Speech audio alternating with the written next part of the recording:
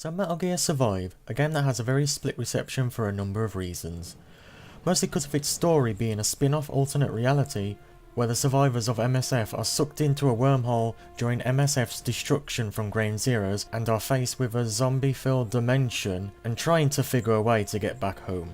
But now I am sure everyone has heard this and that about it, and has developed their own opinion on the game so far. But let's take a look back at the open beta for it and see what kind of taste it will give us for the full game and my personal experience with it and opinions. So straight up after creating your avatar and seeing that the facial features and selection of hairstyles haven't changed, you are greeted with the prep menu room, which unlike Phantom Pain, you can freely move around, craft stuff you need, grab supply boxes and generally prep yourself a lot better. So far this is one of the positive points about Survive, is that the preparation feels more personal and less static than the loadout menu in Phantom Pain. Such crafting features you can do is upgrading and strengthening up your outfit and weapons and making it more resistant against attack and doing a lot more damage and a lot more things as well. Honestly, I find these to be pretty good mechanics for the game, and the idea of making stuff better to survive, well, better, is pretty neat.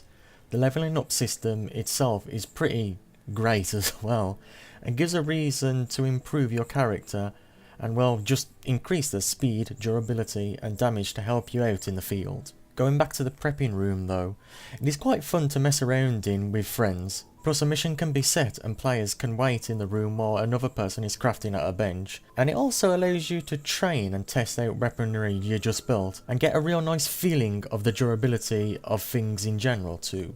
Finally, when we get into one of the two mission areas, we find our objective instantly and are given a glimpse of the kind of enemies we will be facing in this world.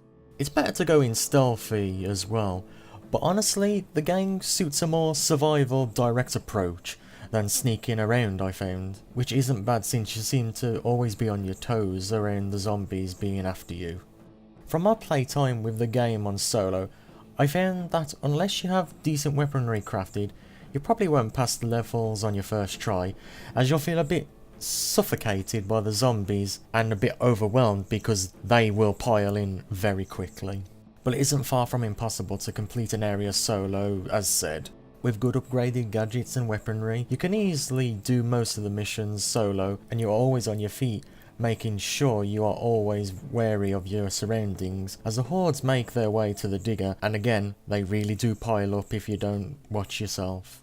Also, within the easiest mission we are introduced to 3 types of zombies we will find in the world. The Wanderer, which is more or less a common zombie to find within the Survives world. The Armoured Zombie, which, as the name suggests, is a zombie coated with armour, which can take a challenge to take down at times, but is not impossible to kill. And then there's the Bomber. These guys are pretty tough if you shoot the main big part of them. These are the kind where the back and the legs are more or less the weak point, so a little challenging, but not too hard thankfully. But then I bet you are asking yourself, how does a game feel in co-op? Honestly, it feels a lot better with a good group of friends. It changes how the game feels to me personally. With friends in, you have more ground to cover, everyone has an assigned job, and all efforts can be combined together as well. Which really, in a way, changes how a mission feels, and honestly further emphasises how Survive is designed to be a game that you should really play with your friends rather than alone. The harder level of the beta is another mission you can undergo solo, but it is honestly a lot better if you have your friends with you, as the difficulty really matches the description of it being hard. Also, the harder mission introduces us to yet again another zombie known as the Tracker, which is pretty much a leaping zombie of sorts, not too far different from being like the Hunter from the Left 4 Dead series. It is fast, quick, and jumps around quickly, though it is not an armoured zombie, just a very agile and quick one, and very, very annoying. So far, I've said how fun the game is in co-op, and how it generally feels fun to play. But does the game have anything bad to it? Well, as many have stated before and after the beta came out, there's a lot of reused maps from Phantom Pain within the game. The area with the wrecked mother base is pretty much a reused area from Afghanistan, one where you have to kill a Spetsnaz commander in the Phantom Pain game. Then we go on to the harder map, which is essentially a reused level from Africa, which is the mines, but also has Eli's ship incorporated into it as well, so it feels a little bit different, but more or less it's still the same reused map.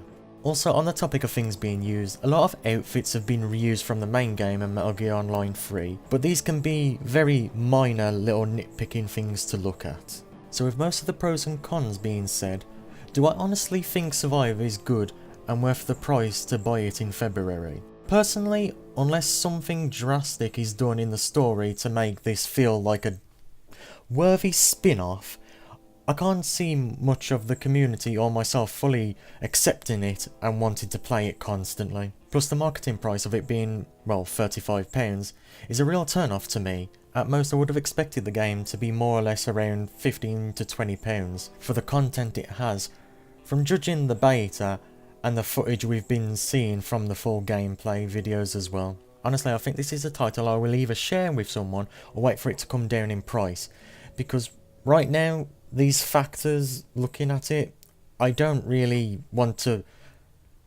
honestly don't want to put the money towards it because I feel like it'll be a disappointment from the content that's been shown. So will it survive? Probably not to an extent, but let's hope after this game is out, Konami will see what the fanbase really wants and give us something great for the future.